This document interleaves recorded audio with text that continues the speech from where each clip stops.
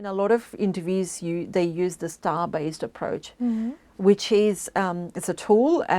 It's called situation. So, what was the situation, and what's the task that you performed? What was the action that was taken, and what was the result?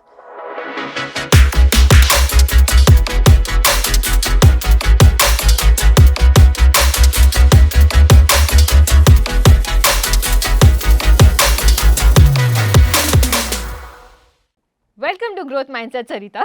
Thank you for doing this.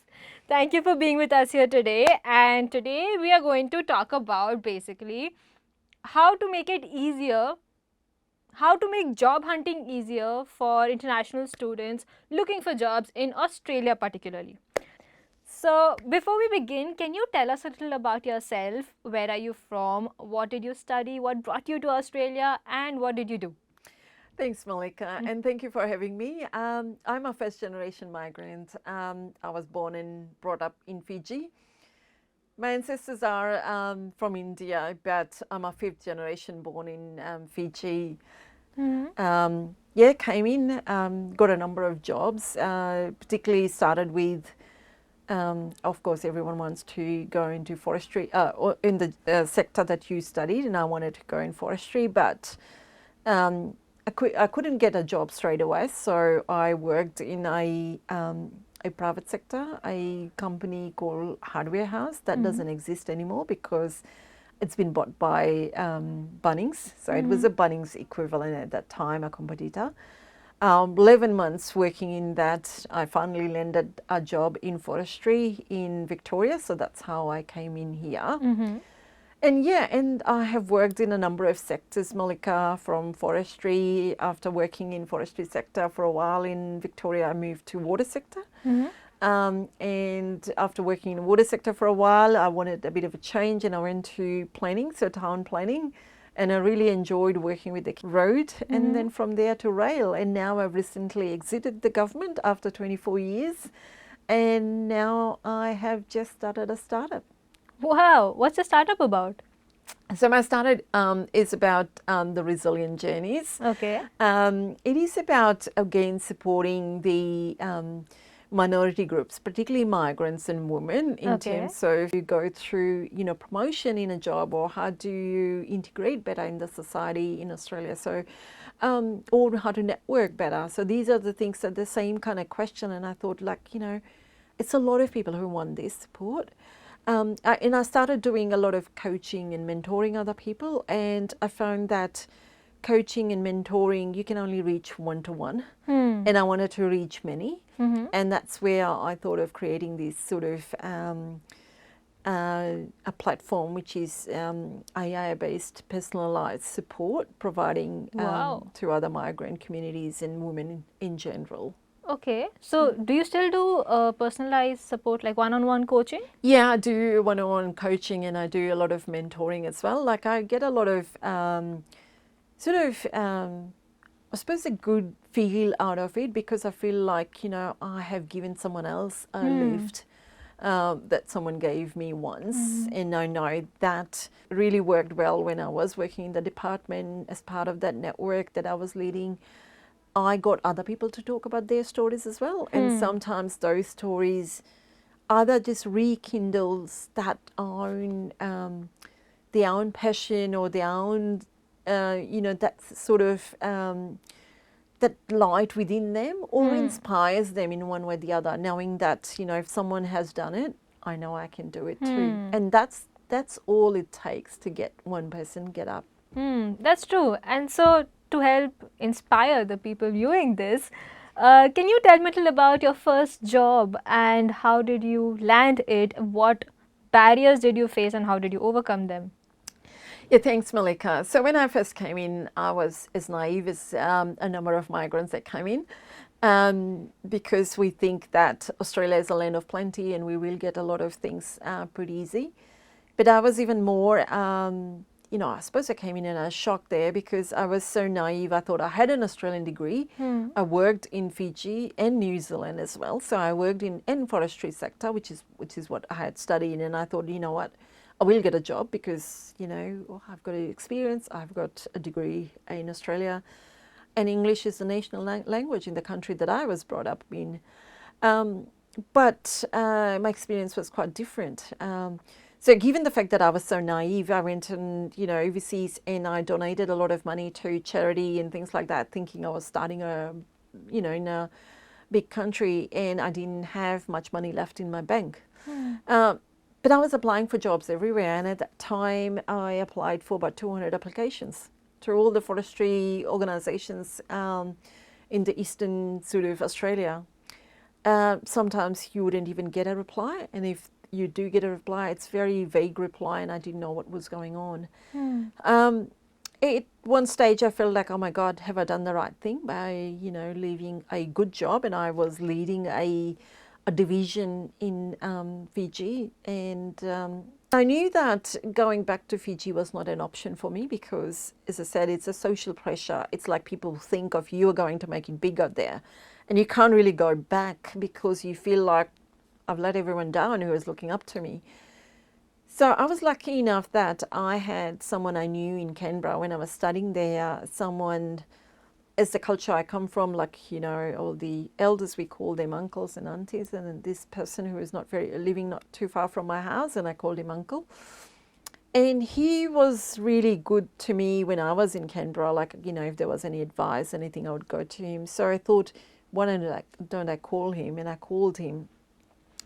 Now, I had always seen him as someone who had made a good life. He was in a senior official in government, and he had a couple of houses, his money, he really connected to the community out there, and I thought he's done really well. That's how I've seen them. And so when I called him and I said, look, uncle, I think I'm going to go back. And he said, and he was from Fiji too, and he said, you know what? When I first came in, I was distributing pamphlets in everyone's post boxes. And then I went up to work in Woolworths before I landed, this job. And that was a light bulb moment for me. Because you know how you sort of think about it like you get it, and you see someone like, they've got everything and that's where you want to start with. And I'm like, no, there is a lot of other people who start from the bottom. And yes, I agree, there is a lot of bias, a lot of discrimination in this country as well. And there are a lot of work that we are continuing to do, and a number of other organizations are continuing to do, is to break those sort of, biases. But that exists. But we know that we can't just wait there and wait for someone to fix that thing. So the thing I thought, like, if he could go and distribute paper, I can do something as well. Because he gave me that insight that he has made it, I will make it one day too. So then I thought, like, whatever job comes in. And then there was this company in Sydney where I lived in, and it was that hardware house, and I went there to just, there was like a store, whatever the packing or whatever job to do that. But when I went there, the store manager approached me and he said, oh, I've looked at your resume. You've got a really good resume. Do you want to work in the office doing some purchasing and banking? And I said, why not? I'm not losing anything. But here I am, a science graduate, forestry graduate, doing banking and And then after that, of course, after working 11 months and the reference that I got from there, I finally landed a job in forestry and I moved to Melbourne. Wow, that's amazing. So are you saying that the reference that you got from the hardware store, is what it was the magic ingredient to get you into the corporate space? I think there is a couple of things. Working in there, of course, the reference was a big thing, but also I think I gained a bit of confidence as well. I sort of learnt a little bit more about sort of the Australian workplace culture, because when as a student, it's a very different world. You are sheltered. You are very sort of different. You just do your work and go back. So I think there is quite a bit of experience that I got, how to communicate with people, how to sort of present myself, and these are some of the things I got. But also, I think there is that there is that bias in here that in Australia they say that Australian experience counts more, and I don't see that it's the actual experience of the content. It's the experience of working in Australia gave the confidence to my employers, particularly that there's someone who, you know, has demonstrated that they're able to, you know, they're committed, they have got a good attitude, and that's where I think the reference really worked, because it's the words from someone who was here in Australia, who were behind, I suppose, my background, my credibility, that actually landed me that job. Okay. So now if we talk about the resume part of it, you say that Australian experience does matter. How is it that one can tailor their resume to Australian requirements or Australian employer standards? What different can they do? I'll say it again. Please do not use AI for writing your application, your letter, or your resume. I think so you can use technology and you can use AI, but in moderation. Okay. Because one of the things is, there's a couple of things that you need to do. One is, so one of the things is, if someone writes it in AI or ChatGPT or whatever that is, I look at that and say, they are not really prepared to put their weight into this.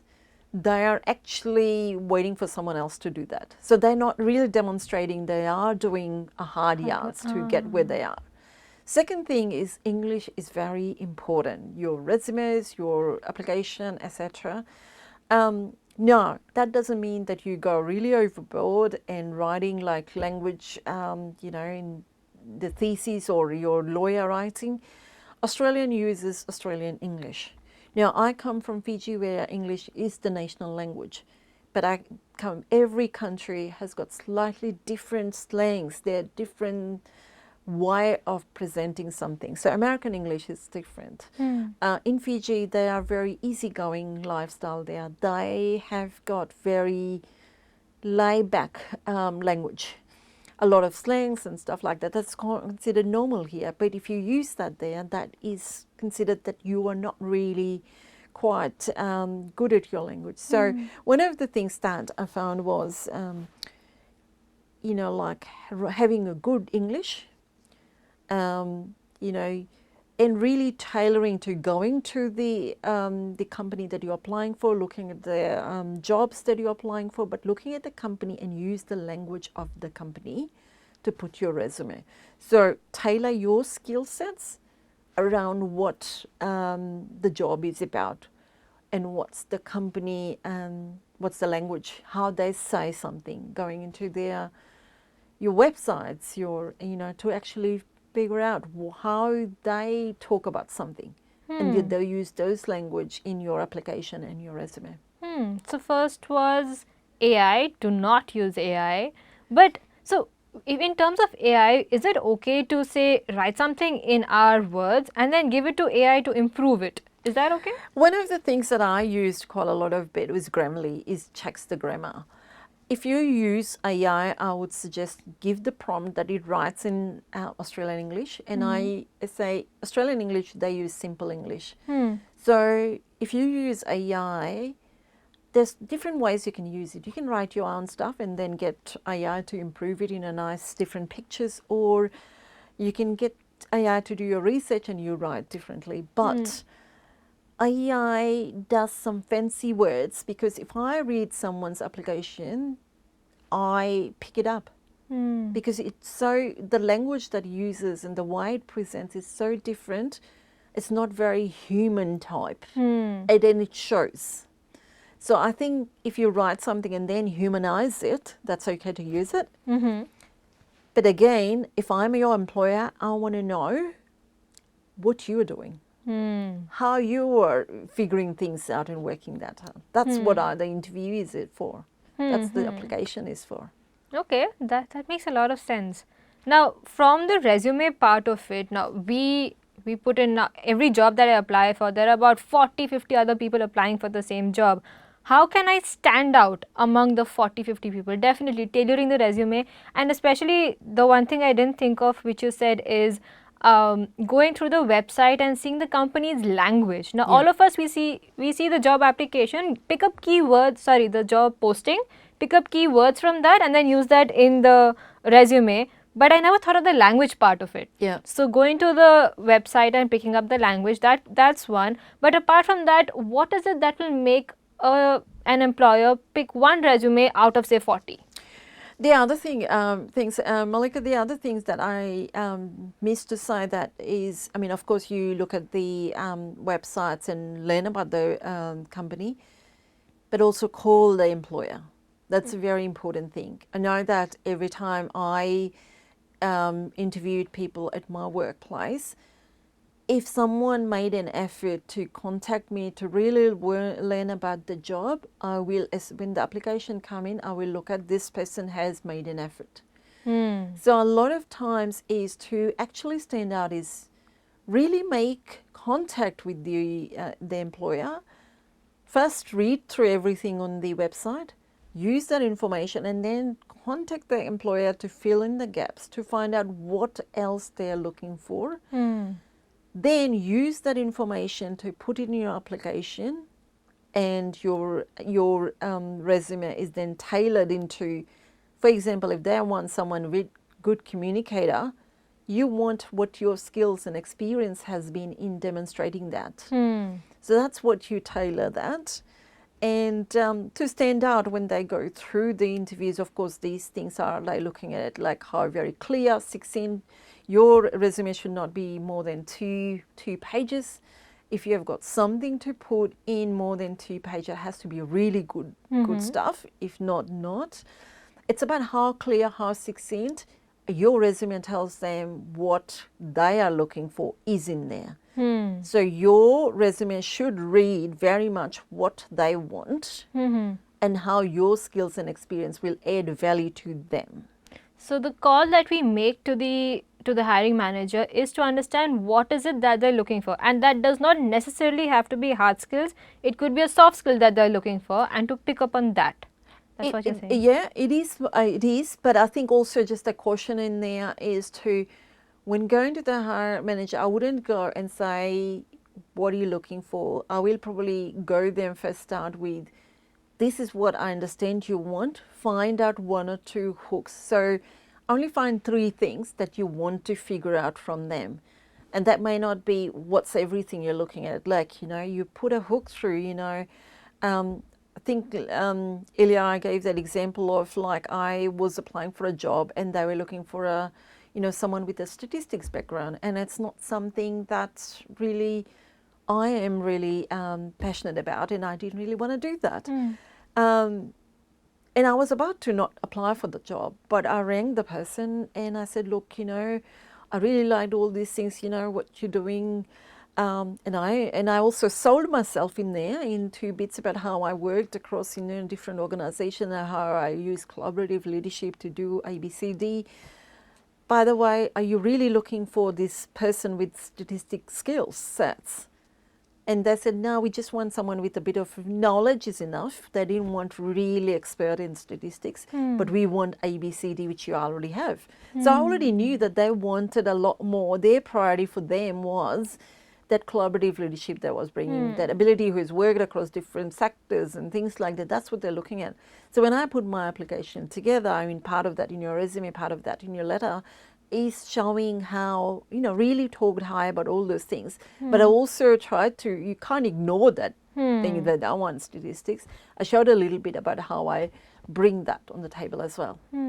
So, a lot of times we think, I think even when I was applying for jobs, I used to think that maybe the call that we make to the hiring manager is to build a relation with the manager or just network with them. But no, what I understand from your thing is that the call in a 2-minute call, there's not much relation you can build. So what we have to get out of that call is the one thing that the 2-3 things that they're essentially looking for in the applicant, and then highlight those things in our resume. Exactly. Exactly. It's one of the things that I had a lot of people talk about is what they call the elevator pitch, which is like to be able to tell about someone about yourself in 2 minutes, and in a way that it's a like pitch to them, so they would be willing to hire you. So I think in this is a slight turn on that pitch. So we are calling a employer. Remember, they are busy people and they might have hundreds of people calling them. So they don't want to talk to you but 10, 15 minutes. They don't have that time. So be very careful and very clear. You need to talk to them. You need to be sound in the first, that you are really genuinely interested in the job. You know a bit about the company. So again, research that, and then have those 3 questions ready. And then in the end, finish that call with something that you can add value to that. So they go there saying, they did ask some really good questions there. They seem to be knowing, I'm not going to start from scratch with them. And they are someone, you already build that connection in that 2-3 minutes. That makes sense. Wow. So now if this is about the call that we make to the hiring manager, and from a conversation before, I reckon it is before you put in the application and not after. Suppose we do get an interview call. Is there a trick or a way students can ace interviews? Because interviews become the most difficult part, especially for people who are not the best at communication. It's very intimidating, it's daunting. So what is it that they can do to ace an interview? Malika, I have interviewed a lot of people on this matter as well. As part of the role that I was doing as the chair of the call network in the department, and a lot of people from Asian, South Asian and Pacific background, not saying not the others, but these are the kind of backgrounds usually we are taught not to speak up or sell ourselves.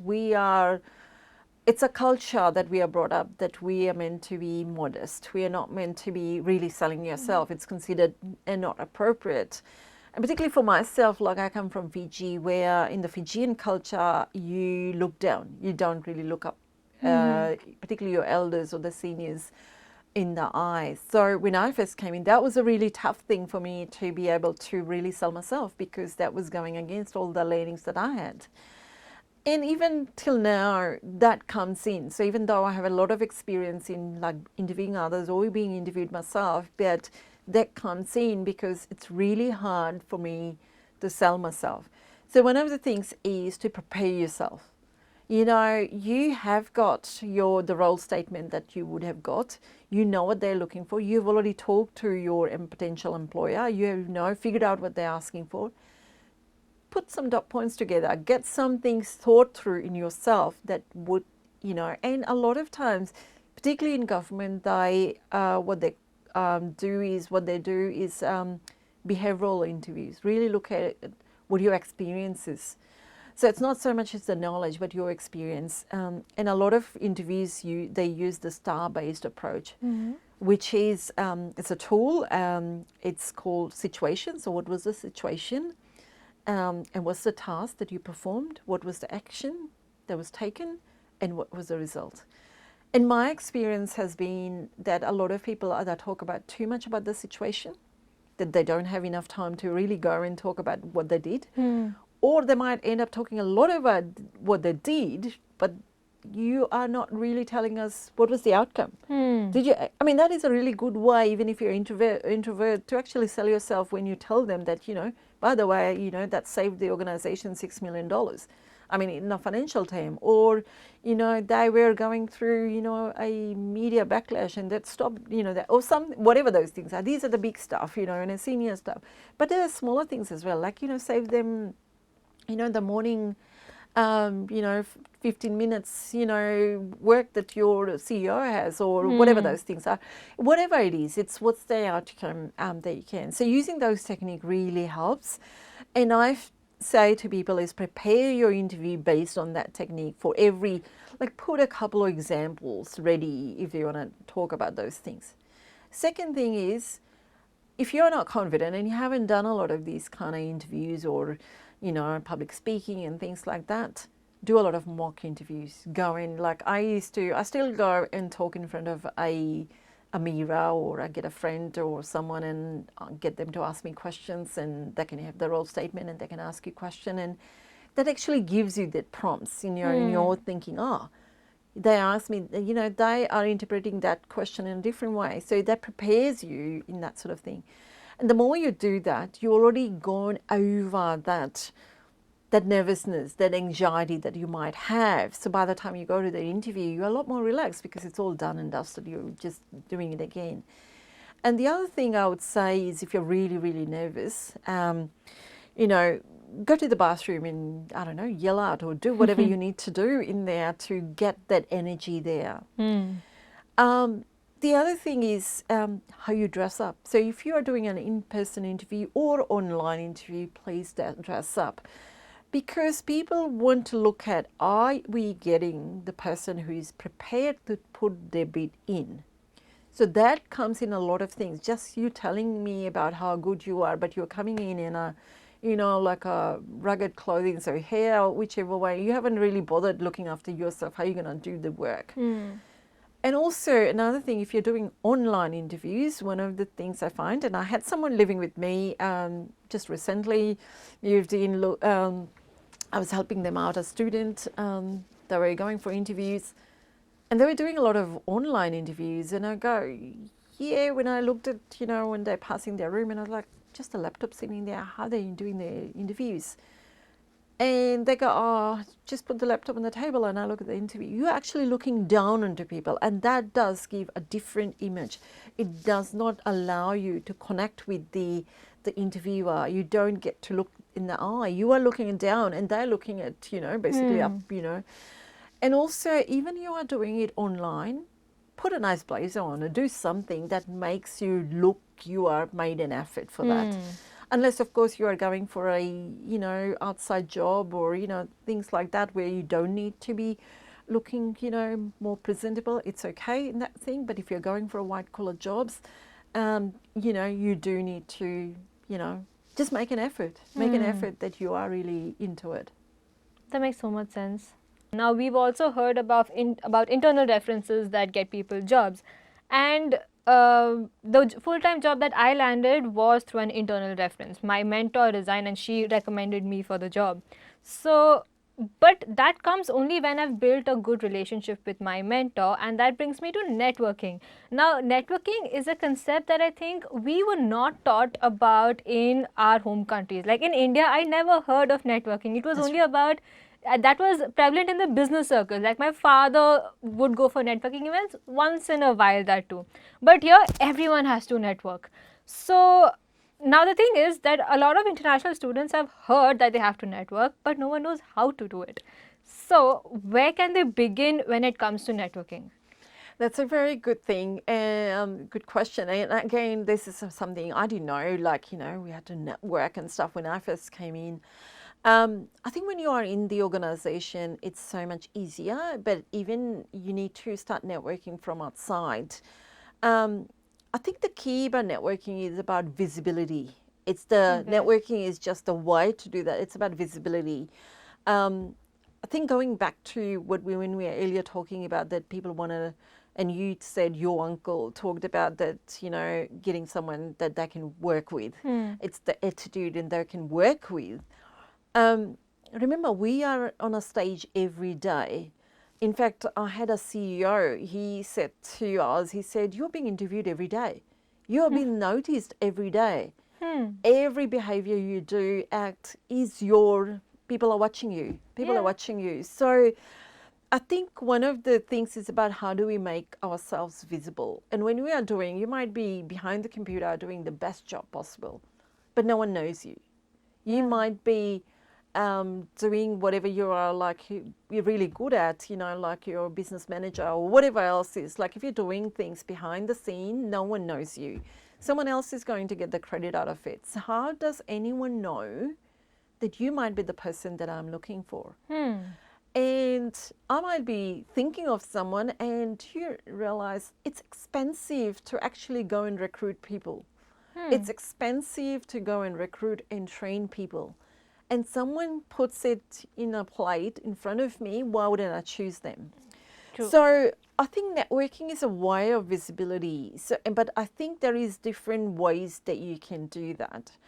A lot of times, and particularly like even though I talk lots, I'm part introverted as well. I find it really hard, and I know no one at my work could ever say that, but I really found it hard to, just go out in big things and start talking to everyone in there. Yeah. It sort of came over time,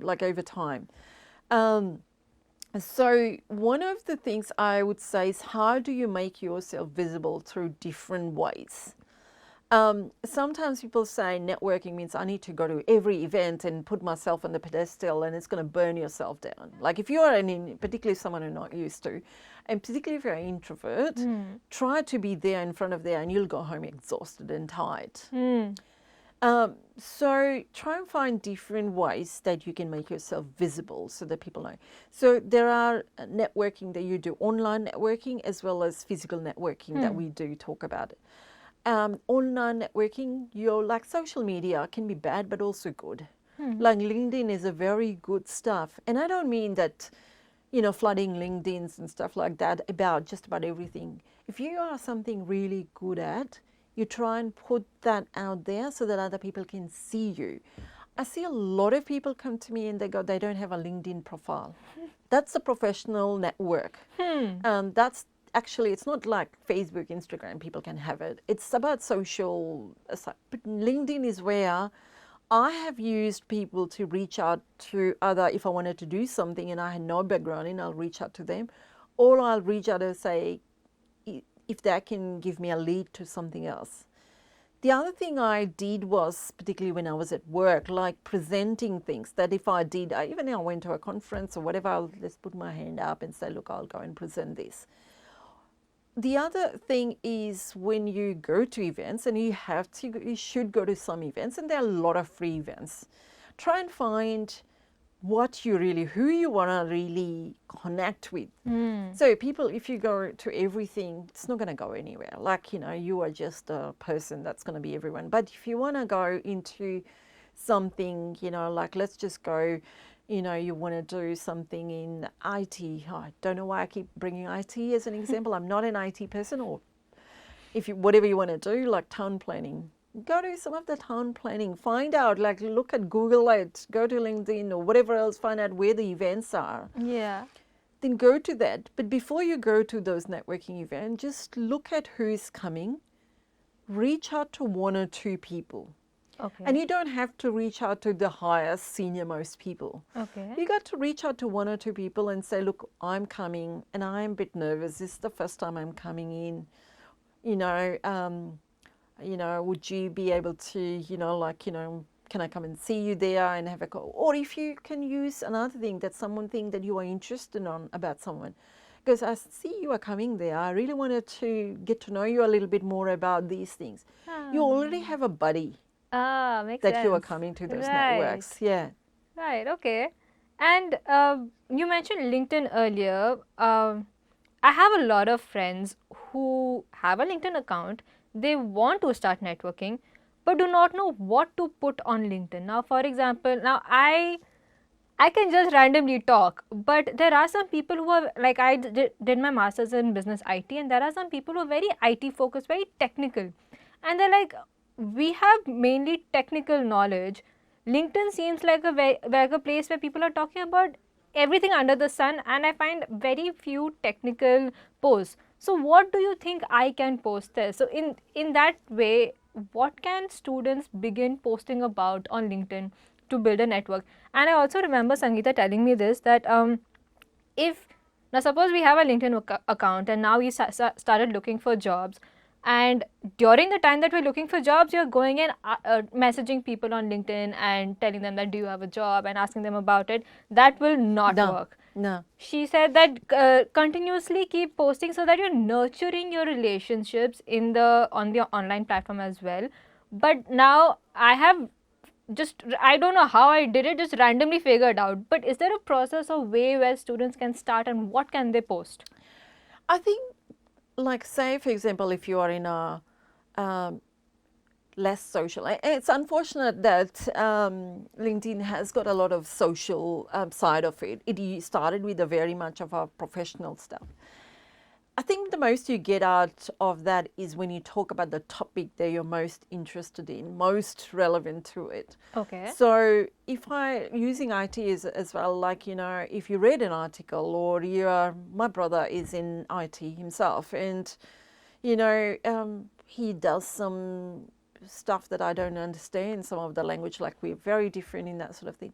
You talk about those things. Like, for example, like AI, we're talking about AI, the pros and cons in AI, or when and how you use AI. Like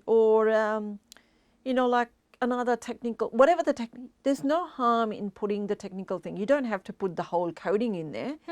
But remember who's your audience, what you're looking for. If you're looking for employers who are looking for those kind of, say, for example, going back to your IT example is, I'm looking for someone in a senior IT role.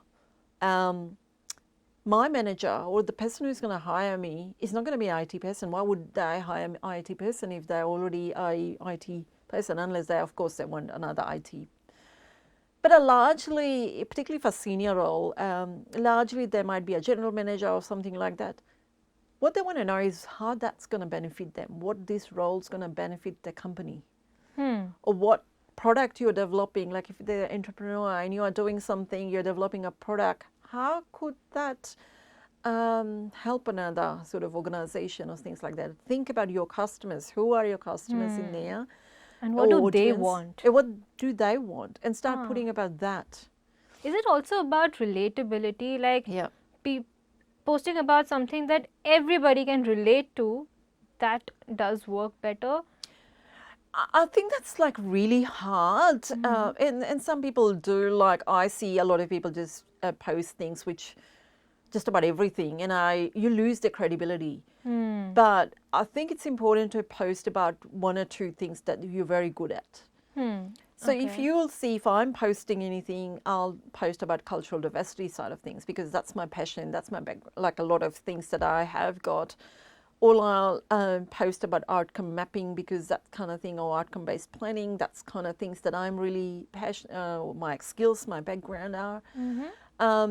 Or like, things about government, because that's sort of what I worked in and stuff like that. So I sort of try only figure out the area that I'm an expert in, and then talk about those things.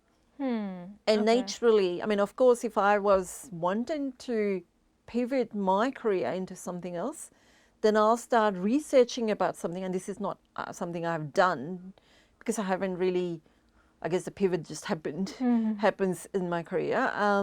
But if I were pivoting it, I'll probably start researching about those things and start putting my feelers in there and reading things out, and then writing about those things and putting in those things, so that I get in front of, again, this is about visibility. Remember, it's all about visibility.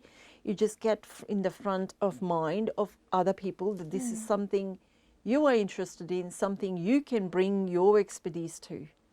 So it's not always about just boasting about our skills. It's about creating conversation about things we are passionate about. That's right. Yeah. That does make sense. Okay. And then, so this is about the online space. And I think it's easiest for people to start off online, because, there's not much social energy required in that. But now in person, are networking events the only way to go when it comes to networking, or what else can people do? Events is one of the easiest, the simplest thing that you can go to. And as I said, there's like, free events that you can go to.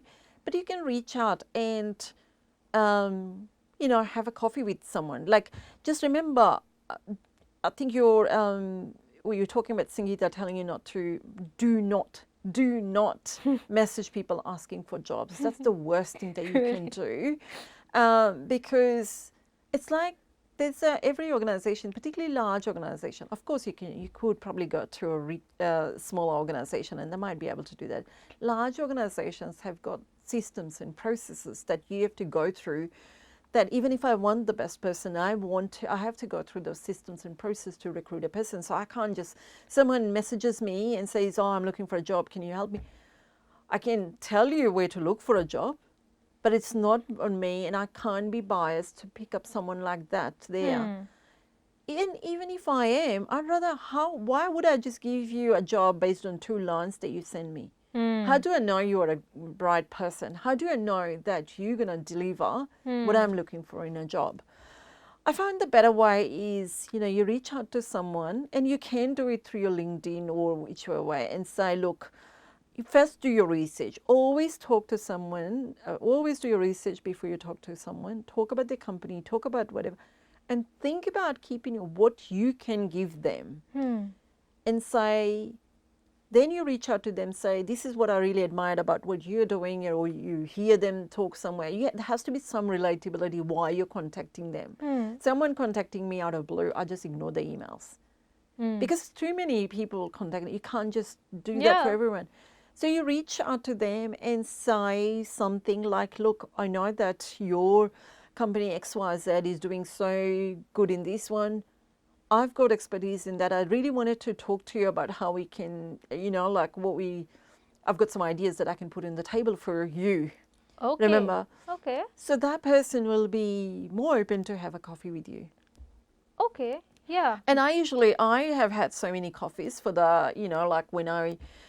not so much when I started my career, because when I started, I didn't know all this tactic. But when I moved from jobs and stuff, I had coffees with so many people trying to work out what their business area is doing, if my skills really match what they're doing, and if there is something that I can bring to the table. But again, I did a bit of homework. I didn't want to go blindly there. And if I go, Malika, what does your business do? And why are you wasting my time? Yeah. Right? So you have to do a bit of research, and you go there and think about what you can offer them. And in that, you can say, drop that subtly. Don't go there asking for a job, but talking about, something of interest, mutual interest, gauging them in the conversation. And then say, well, this is something might benefit your organization. And by the way, I'm also looking, of an opportunity, and if that comes up, keep me in mind, that sort of thing. Yeah. So basically, connect on common ground and slip the job part in. Exactly. Okay. And for students especially, it's very daunting to be able to go and speak to people in the industry, because even, you remember we met at the APOC event, and every time someone asked me, so I'm like having good conversations with everyone, and then suddenly someone asked me, what do you do? It was so embarrassing to say that I'm a student, because that puts us in a very powerless position.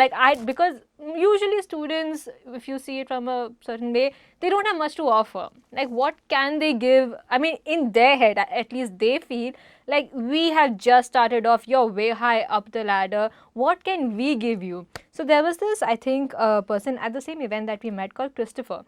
And he told me that when we are networking, it's a give and take relation. So if you want something from the other person, you first give something. Now that got me thinking, like, I'm a student, what can I give? So that part of it, like the mindset that where we are being very conscious of what's our position, it makes it very daunting for students to be able to go out and even reach out to people on LinkedIn saying, come, let's catch up for a coffee. Even if they have a similar interest, they're like, why would that person be interested in speaking to me?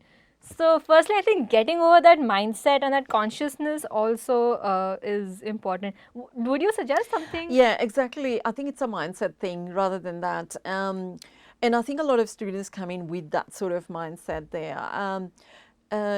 I think students have a lot to give. And these day and age, students are not only just coming out of school into universities. Some of them have worked and going back to and study. So student term has grown a lot more than what used to be at our time. But I think what you're studying at the universities are really important things, trying to find out what is out there that you can put on the table from that study.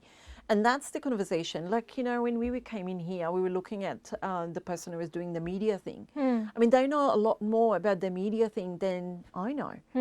I mean, and if there was, like they talk about all these things, I know if I needed a media thing, there's someone I reached. So it's more about like, what you're studying, try and hone down what is that skills that you're bringing out of there that you can put it on the table. And everyone's got that. So I think one of the things the students have got to maybe just change that. Don't have to, let go of anything. Just change that into, I'm building my skills into these kind of things, or I've really found really exciting. Like one of the things that I did as my MBA was like I did, I wrote one of my assignment was on place management, which is about like, a town as a place, whatever. How do you make a place more enticing for all the people to come and enjoy, and everyone sort of like, lively place, interactive place, that sort of thing. So I was doing a lot of work on that space.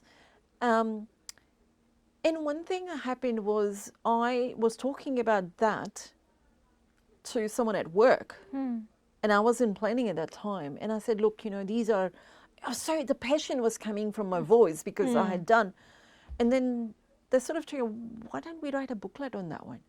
And I got some funding and we wrote a booklet, and that's on the website even now. Oh, cool. So, and then I became, all of a sudden the councils were reaching out to me, and that's how I moved from planning to transport or whatever, because the council were reaching out. I became the expert in place management. Wow. Remember, I was a forester and I became, I went everywhere, and then people were like, our place management expert.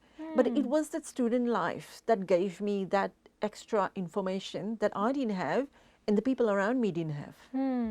So having the information and then talking about it with confidence, with passion. Yes.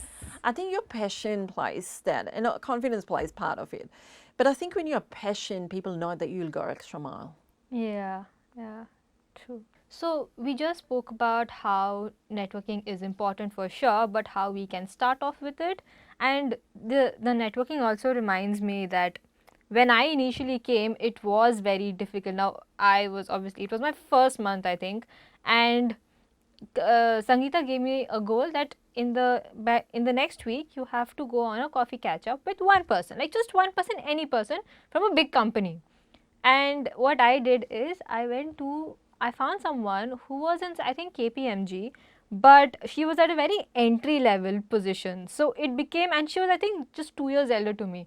So that way I was like, this is easy. Let me give it a go. And when I built the confidence after going for an easy one, then I started building momentum.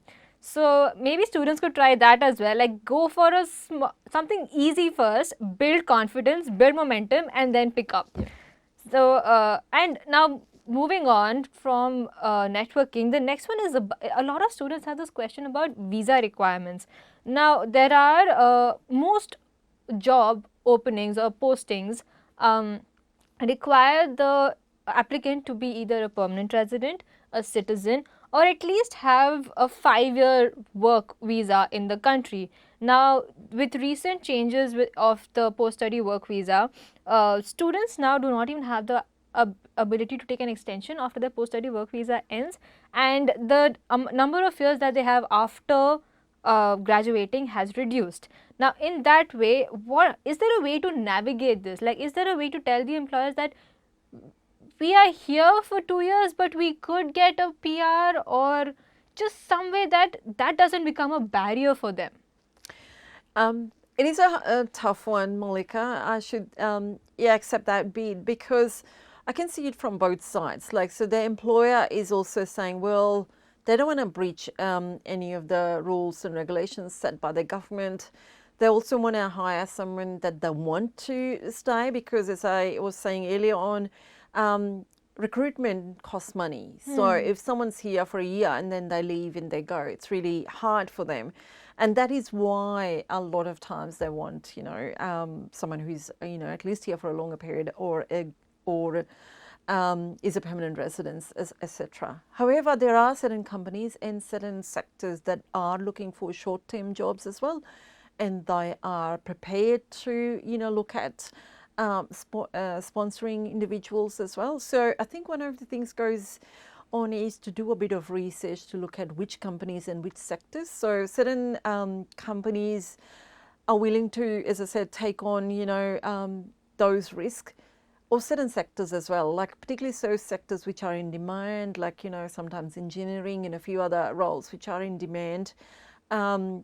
they will be, open to that. So it is putting a lot more work on the individuals who actually go and find, organizations or companies, and it's not really as easy as someone who's already here.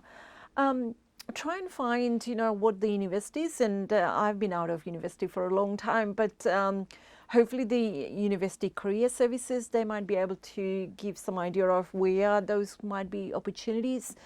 I also had someone who just did a PhD, and I guess the point I was saying is where you might be able to use your studies, not exactly in that field, but some, slight change in how you apply what you study. So this person did a PhD in a sector, but then they couldn't get a job, so they converted into entrepreneurship. And they are sort of, trying to run with it, like, at least a bit of support and trying to get, a few runs in the ground to actually get some moving there as well. And again, I think when I was talking to this person, she was looking at trying to get some runs on the ground, like getting some people, building that credibility for her own self. So other people seeing her, doing this work in the entrepreneurial journey would also probably open up, if the entrepreneurial stuff doesn't go in, at least she'll open up doors for some of the career stuff. So, and hopefully she is thinking about that, maybe there is sponsorship that she might be getting in. But these are some of the tricks that you could do. The other thing is, as I was saying, that individuals, the employers, when they are a bit of nervous as well sometimes about not doing the wrong things by the visa requirements. I know particularly in government before, it was very clearly only wanted public permanent residents or citizens, but they are also opening up in certain types of roles into where they will be looking at short-term jobs. So I think looking at jobs which are like, there are 12-month jobs or 24 months jobs, and getting in the door for those ones, even if it's a 6-month job. And I think when people want to take, it's a risk and benefit. They see the benefit out of it, then they're prepared to take the risk. So I think those kind of things, but also how you're not going to eliminate that risk, but how you manage that. It's about, as an employer, I don't go and read all about all these visa requirements and what their implications and how much they're allowed to work and whatever. You do the work and put it on the table for the employer, saying, look, I'm allowed to work for 40 hours or whatever, 38 hours or whatever those requirements are, or even if it's less, you're allowed to say, this is what I can do. Because some jobs allow like part-time jobs, and they are like 2 or 3 day job, and that might equal to the time that you're allowed to work. And so I think one of the things is having that conversation in your application and during interview, saying, look, doing the work for the employer, saying, because you're eliminating the fear and stuff that they might have that's holding them back from there, saying, look, I am on this restricted visa, but I'm allowed to do all these things. And yeah, so that's one way to, work around that, that you will not be able to remove that risk, but you can say, look, I'm putting on the table that, that you will not be able to, you have got only 12 months visa or whatever that thing is, and I will be able to get you that job. And I think the key thing is that might not be the highest level job. You might go in the smaller one, but it's still, you are getting somewhere. Yeah. What do you think, that's very random, but what do you think about bluffing in the interview?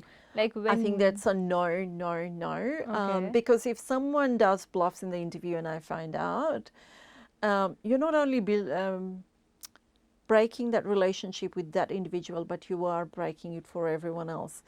So a lot of times when you get a job, particularly with the larger companies, you get to sign the contract, and sign basically says all these things that you provided were true and correct. So you already, if someone has bluffed and you're found out, rightfully you should be sacked tomorrow. Yeah. But not only sacked, you go with that red flag with you. So I would say not to bluff anything, but it's how you sell the stuff that you have got. There's a difference between how you sell yourself and bluffing yourself. Yeah. that makes sense. Yeah. The only, although like, so with these with these visa requirements, and there are a few other things where I was going through a research paper online and said, it's beginning to look like 2024 might be a year of modest job growth for the white collar sector. And this has come from Deloitte's economic forecast, which reports a growth rate of 0.4% in the job market. So it's well below a national average. And if it comes to fruition, 2024 will be the slowest growth year for the sector since 2017. And obviously, this is no economic surprise because skyrocketing interest rates and subsequent severe cost of living pressures has created it. So it has weakened the labor market. But this thing has instilled a lot of fear in people who are looking for jobs right now, where they're frantically just applying in terms of quantity. I don't even think they're focusing on quality. It's going on in quantity. So do you have any advice for these people? Now, it is a panicky situation because this is true, but given this, what advice would you give them? Yeah. So I think one of the thing is these are the troughs and, you know, the down that comes, that normally goes. And I guess we have all gone through those with our kind of career. Like we've gone to times when we're looking for jobs and not finding, and then there's times all of a sudden there's jobs open. I think one of the things is I used the example of when I first came to Australia and I was not looking for, not finding a job. Now, that was a different reason, might not be because of this labour market and tightening, but the reasons were, you know, not having Australian experience, etc. But this issue is a similar thing. You have not been able to get a job. What do you do? I think one of the things is being open and flexible is the most important thing. So you might be like, for me, like I was a forestry graduate, and I always, when I graduated, I thought I'll always be, you know, working in forestry. But I moved to work in a sort of a private sector, and from there I moved around across through my career. So I think the key thing is to be flexible where you can use your skills in maybe slightly different you know, industry or sector, but those kind of things, or even relocation. You know, there might be a similar job. A lot of people want to work in Melbourne and Sydney and stuff, but what about, you know, outside, you know, Bendigo or a different, you know, Geelong or whatever else. So I think being prepared, being flexible to type of job, who you're working for, where you're working for, those kind of stuff. It's the other thing is, I think, volunteering. So remember, one of the things is while you are looking for really tight, you know, in a tight job market, when you come with Australian experience, you already stack up high. And that Australian experience doesn't always have to be a paid experience. So while you're waiting to get your foot in the door, might as well get some volunteering and get some experience behind it. Makes sense. Yeah. But the other thing is, like, I know those where I am now, saying all these things seems very easy, and but I know that it is quite difficult when you are going through and not finding the jobs. And as you said, this is going to get worse, and people will be looking for jobs. One of the most important thing is looking after your mental and health and well-being, basically, because a lot of rejections, you know, make people a lot more vulnerable. Sorry. Sorry. So anyway. Rejections make people vulnerable? Yeah. So so any rejections people that face, it makes them so vulnerable that they really can't pitch themselves well, because, you know, once they are really been rejected once or twice or whatever, they lose that passion, they lose that energy, motivation, and their performance then is affected. That is so true. I have so many friends who are now full of self-doubt, because it's been I think I graduated in December, and now it's been 6 months, and at this point they said that it's possible that the job market is good, but I'm not good enough for the job market. So did you ever face self-doubt, and what did you do to overcome it? Yeah, I a number of times, you know, like as I said, like the first time when I came in, I was almost thinking about wanting to go back to Fiji, but I think there's a couple of things that, I mean, at that time it was like, oh, you know, a lot of migrants also face that, as well as like, how do you go back to the country and show that you couldn't make it? Because one of the things that why I came to Australia was not because, you know, I had some issues there. I had a really good job and stuff, but there's a social pressure. Everyone who's educated, you know, you migrate to a Western country like Australia, New Zealand, Canada. So coming here to do something better, and you, with that sort of thinking, you know, then you go back, it will look like you haven't done good. So I think that held me back, even though it's a negative, but it worked as a positive for me. That gave me that, no, I need to persevere, I need to continue going. But I think a lot of times is also taking a break. Like, so it's not so much in my first job where the family, not the family, but the societal pressure kept me and wanted to persevere. But when I was in the jobs and when I wanted to move, you know, like I get bored in a job for a while and I want to do something different. And I was looking for jobs and not getting it. And I thought, this is not good. Like, what's wrong with it? Like, you know, I'm not getting into these executive roles that I wanted to really do, and what's happening. And one of the things I found was taking a break. Don't continue applying. When you are, as I said, when you are really down, your performance is really down. True. Start finding something that you really enjoy, doing something that you really like, which is not work, which is not your interview. Okay. So it's almost like a cup is empty, because you are emptying that cup by preparing for interview. Cup is empty. You need to fill the cup first before you can pour again. That makes sense. So you need to fill that from other things, because the more you're going for job interviews, not saying you don't go, but the more you're going, remember, every time you're going there, you are emptying that cup. So you need to do other things where you like, you enjoy, and fill that cup. The second thing is your self-talk. Your self-talk, you know, you need to keep telling yourself, and sometimes just simple things like writing it down.